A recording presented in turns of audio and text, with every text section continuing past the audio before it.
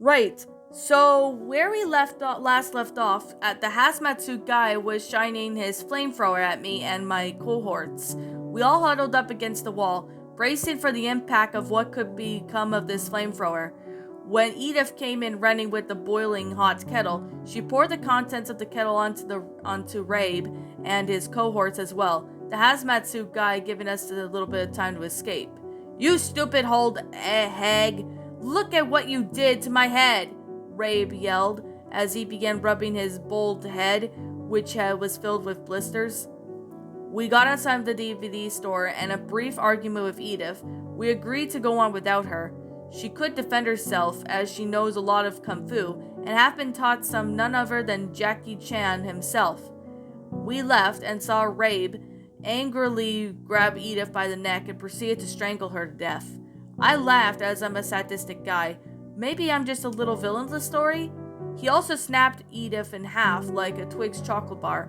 Rabe then pointed at us and yelled, "After them!" Wilfred and John Cornwall began chasing after us as we made heavy sprints back to my house. When we arrived, I checked the front door and fell down onto my couch. So what the hell do we do? Harold Saxton asked, pacing around the living room like some sort of demented duck named Mo. I don't know, I admitted. Well, we sure as hell can't stay here forever, that's for sure, Sam said as he began eating some cookies from my cookie jar. He didn't even ask for my permission. The rude carrot onion. This is bad, real bad, Max began. Edith's dead and those crazy people just want us dead. And they're still outside laziness, all of them. Rabe Manuels really has his crazy land of friends, Max cried out. I punched him 60 times. A few minutes later, I shot up from my sofa like a bullet and proclaimed, "Gentlemen, I have a lovely idea." "And what is that?" Saxton asked as he was sitting on the couch from the chair across from me. What are we gonna do to see Matthew Williams? I explained confidently. Who is in the world of Matthew Williams? Sam asked, bewildered. Matthew Williams is the person who watched SpongeBob Needs Help, and the person who Rabe Manuels tried to kill for the public isn't going to be in existence. There is also this guy who saw this Mickey Mouse Clubhouse episode and, he disappeared, I explained. And you think this Matthew guy is gonna help us with our problems because, Saxon asked. I sighed and then began with, "Look, Saxon, my wife is dead, okay, so you could shut the hell up." Saxton was then taken back to this and then he actually fainted onto the floor. He'll help us, and trust me. Besides, the best part is that he lives just down the street, I said, as we made our way down the street and ran towards Matthew's place. When we got to the front door, Sam rang the doorbell, and a young man who looked like a man in his mid-20s answered it. "Hello, how can we help you?" He asked. "Matthew," I began. "We're out and about a Rabe Manuel's incident," I finished. Matthew's face turned green like Shrek, and he said rather sheepishly, "You lot better come in." And then he held the door open for us to enter. Me and the gang then sat down on the sofa. Matthew shut the door right behind him, and then headed to the kitchen. "Tea anyone?" he asked. "Yes, please," we all cried out in illusion, like a bunch of school kids. A few minutes later, Matthew then came back into the living room, holding 5 boiling hot cups of tea, then placed them down with the coffee table in front of us. Kind of ironic putting the tea on the coffee table, isn't it, dear reader? Well, I'm getting distracted again, am I? "So what is it that you want to know?" Matthew asked as he sat on a small chair across the room from the sofa where we all sat on. "Well, exactly this Rabe Manuels guy did for students, starters?" Sam asked as he began to sip a cup of his tea. "Well, I've been doing some research on him," Matthew said as he brought out his laptop and placed it onto the coffee table so we could all see it. "You see, Rabe wasn't impersonating a cop. He was actually an assistant police commissioner, and he has been a number of years he's been this way," Matthew explained while showing us a series of portfolios and photos of Rabe working with the police force. "Okay, so what about the psychotic friends Wilfred and John?" Saxon asked. "Well, Wilfred is a Lost episode creator having to be one who made SpongeBob Needs Help, as well as the recent Mickey Loses Everything lost episode, Matthew explained. And as for Johnny Cornwall, he went on, all except an expert hacker, and serves as one who gets Wilfred access to television networks so he can broadcast sick cartoons into. What does Rabe play? Sam asked as he finished his cup of tea, now placing the empty cup back on the coffee table. He acts like a protection for Pear, and using his status as a senior police officer just to get his advantage to protect the activities from being looked into, Matthew explained. So that's why he doesn't want people going public about Wilfred's DVDs, I said. Exactly, Matthew shouted while pointing at me, which made me feel very uncomfortable. People are going public about them, which means the police will look into them, and I realized Rabe's connection with them, Matthew said. What happened to the officers who found Rabe attacking you? Max asked. They all mysteriously disappeared not long after the incident, after each being found brutally murdered in the swamp lands, Matthew explained. He explains a lot, does he? Needing to stretch my legs, I get off from the sofa and headed towards the living room window and showed a view of the streets outside. However, I looked down the street and saw Rabe Emanuels standing there with two police officers standing beside him. Wilfred and John had obviously tipped them off about our location. I saw Rabe shifting to sniffing the air, and I opened up the window to get a better look at him. As it turns out, big mistake. As soon as I made that decision, Rabe immediately turned to face me with a sinister glare, a kind of glare that a person would give his shirt a maker back in 1934, before you were born. I also quickly took a picture of him with my phone. Rabe turned around with his face, yelled to his fellow officers, and began speaking to them. Thankfully, I could still hear him, as I had very big ears. Don't make jokes, please. Right, you head off to inform the control. I've still got one or two things that I need doing. I haven't quite finished with Mr. Williams yet, Rabe said, as his fellow officers nodded. He, along with the other officers, who was a female, both got into the police cruiser and drove away. He's coming! Oh Lord, he's coming! I yelled. Who's coming? Max asked as he was busy playing Scrabble with Sam, Saxton, and Matthew. Santa Claus! Who the hell do you think is coming? I said. Oh, shite, Sam said as he dropped Matthew's cookie jar on the floor, breaking it into a million pieces. Don't worry there, dear reader. I still got to eat some of those lovely crumbs off the floor. Suddenly the doorbell rang and it echoed throughout the house, what seemed to be like hours, as if it was in a subconsciously mocking us. Crap, that's him. What the hell do we do? I asked. We could use the back door, Max suggested. I don't have a back door, Matthew said. Why not? Max asked. Because my mom thinks that they defy rules of God and Snoop Dogg for something, so she had to block off the back door. I mean, I only have one door, the front door, Matthew explained. Well, I suppose, though, it might be looking out the window, Max replied. But actually, it might be the pizza man. Let's go check, Lazarus. Because let me tell you, yell, that one hungry son of a gun, Matthew said, licking his lips again, which made him feel very uncomfortable. But yet again, I decided to make no comment about it. Okay, fine, I said. I went over to the front door and opened it. Another big mistake. Outside on the front porch stood Rabe looking towards the door. He looked up and he said in a cold, dark voice, Mr. Marmette? Yes, that's my actual surname. I slammed the door on his face. Was that the pizza man? Saxon asked, as I ran back to the kitchen with the utter of fear in my face. True fear, I might add. No, you didn't. The idiot was... I didn't get to finish my sentence, as I could hear Rabe cutting his way through the door with an axe of some sort, shining ripping off. But we could get a copyright claim for that big fat hat dope. Well, I actually turned to Matthew and said, Matthew, is there any other way out of this your house? Like a window or a system or something? I asked, while dancing around like someone who really needs a toilet. Yeah, sure, I must have the same thing, Matthew said, as he led us into the kitchen, which had a massive window overlooking Matthew's garden. We each took turns climbing out of it. We made our way through the neighbors' houses, running into some bootleg Squidwards and SpongeBobs along the way, including the man with the yellow head and the great big chicken breasts. I'm not even joking here. They keep going on about what they needed to look beautiful for Mr. Krabs. After I was done getting distracted, I followed the rest of the group and we made our way into the city.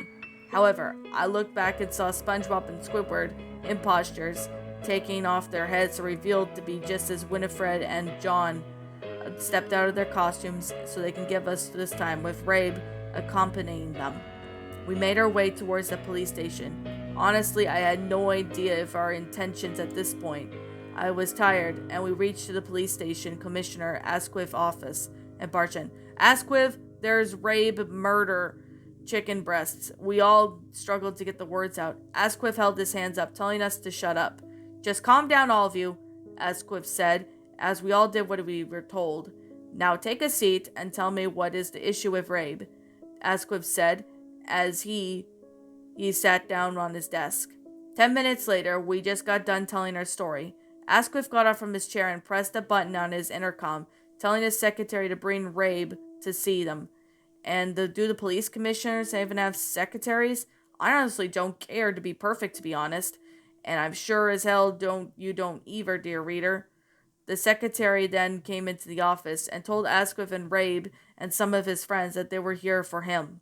She winked at them and me, and I got hard like a ducking race car. Sam then looked at me with a contempt before saying, Jesus, Laris, your wife's only been dead for about a few hours, and you're already looking to replace her? She was an ugly old hag, Sam, and besides, she would have wanted to get back out there anyway, I said. Asquith then told us to wait outside, and he talked to Rabe and his friends. We didn't listen. Instead, we hid in a small closet at the far end of the room. We used the closet to be able to peek during the interrogation. Asquith soon then came in, barging in with Rabe, Winifred, and John following behind them. Furthermore, can we only assure their sudden disappearance of Mr. Rogers Lambton? But the first person who saw Mickey loses everything episode is a regrettable result of the two of your friends. Rabe, do you care to explain that? Asquith asked. Wilfred then closed the door behind them. Sorry, it's just, I forgot I was in charge now, Rabe said as he placed his hand down onto Asquith's desk. You're still the only assistant, Commissioner Rabe. Don't you forget that, Asquith said bluntly. Oh, that's not fair. I've been having so much fun, Rabe laughed. And you think this is fun? Asquith asked, bewildered. It's hoots, this job, Rabe said, as John Cornwall let out a massive fart. Oh, excuse me, John said, as he and Rabe and Wilfred began to engage in a farting match. I'm shaking my booty, Rabe said, as he let out the biggest fart of all. I even saw some turd coming out of that one. Asquith just stood there, disgusted, as the rest of us did behind the closet. However, I became angrily and turned on by this. But, of course, Rabe under the section of 69 emergency protocols, my duty is to relieve some, constipation. But, wait, command. Asquith corrected himself. Oh, I'm scared. That was just hair rising. And literally, look. Rabe said as he did a funky dance that did a really bad song. I couldn't even remember the name of it. But that's how bad it is. Asquith had apparently taken off guard by his bad song, with a thin silicone cord thrown around his neck, choking him out of his breath. Asquith struggled but he soon succumbed to the strangulation. The floor became wet and slippery with the taste of Asquith's body spilling onto the floor, and there was no strength of him anymore. His legs collapsed and his body sagged, but the man behind the head was more upset than most, and to his surprise was a shred of humanity that left unknown to him. He was dead. The strangler, who turned out to be a guy in the hazmat suit from earlier, revealed himself. It was just as expected. It was my old boss and part-time lover, Alan Johnson himself. Rabe then turned to face Johnson and rather coldly, dump it back into swamplands. We can make it out of it to be this, well, not alive anymore attempt. John then simply nodded and then took Asquith's corpse outside with him and threw them into the Aunt Bessie mobile. The two ladies then driving the vehicle turned to look at him, and rather bewildered, I might add. Fish fingers and custard on a school night? How did I even hear of that? You might be asking. Well, like I said before, dear reader, I have a very good pair of ears. What now, Rabe? Wilfred asked, as Rabe then made himself comfy in Asquith's old chair. Well, do you mean what by what now? Rabe asked. I mean, Asquith's dead. What exactly do we do now? Wilfred asked. Simple, my friends. With Asquith dead, I can now be a police commissioner for the entire police force, and soon we'll be able to take over the world with our lost episodes. Rabe then began laughing evil laugh, but first, he began, we need to deal with our old friends. He got up from the chair and then walked towards the closet where he was hiding. Getting closer, I pooped myself, and as he reached to turn the golden door handle. And that, my little pretties, was Homeless SpongeBob Part 2. A SpongeBob Lost Episode creepypasta written by Matthew Bumford. My final thoughts on this story? Really good continuation to the second part. Like, really good continuation to the first part. I'm not gonna lie. It's a really good second part to the first Homeless SpongeBob part. Like, I remember I narrated the first part about last month or something, and I'm surprised that I'm reading this today, because, I mean, it's a really good story. Like, I'm not gonna lie. Like, I mean, I love the second part of how it went out. It was silly, too. I mean, I was laughing, partway through it. It was really funny. Like, I mean, Matthew Bumford writes these really good funny pastas, and he does pretty good at them. And I have to say, Matthew Bumford, this is a great story.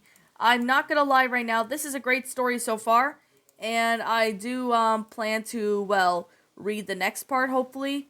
I'm not really sure when, but I do plan to do that in the near future. But anyways, to be completely fair, I actually found this one to be a really good, enjoyable pasta. Now, with that being said, I am going to read part 3 eventually. I'm not really sure when I'll read part 3 of Homeless SpongeBob, but I do plan to read part 3 in the near future. So, you could, you're gonna be liking that. So, it is pretty good so far. I mean, it's a good continuation to the first part. I mean, it's silly too. Not gonna deny that. It was pretty silly too. It's a really good, well-made story. I really do like the grammar and the sentence structuring and basically how it all went out. I mean, it was funny too. I had to, take multiple, takes at times because I stifled a few laughs. It was pretty silly, I'm not gonna lie. It's really good, well made, and I actually found this one to be a good continuation of the lost episode Homeless SpongeBob. Really good and well made, Matthew Bumford. I gotta say, it's a really good story that you did right here. And I really do appreciate how good this story really is. So, I guess with that being the case, and with that being said, yeah.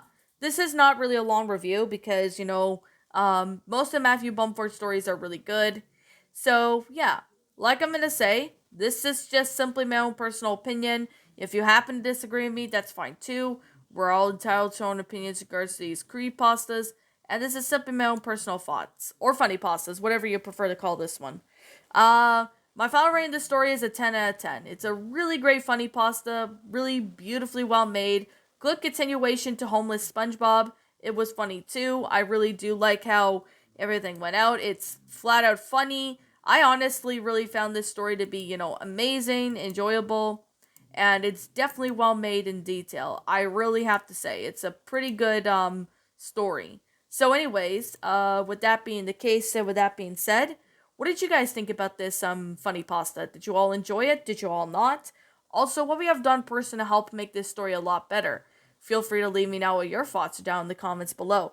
I'm the Queen of Lions. Thank you so much for watching today's episode, and if you're new to my channel, be sure to like, comment, and subscribe because I make brand new videos every single day. Don't forget to ring the notification bell to when I upload, so that way you guys will not miss an upload. And as always, please roll the outro because I'm out.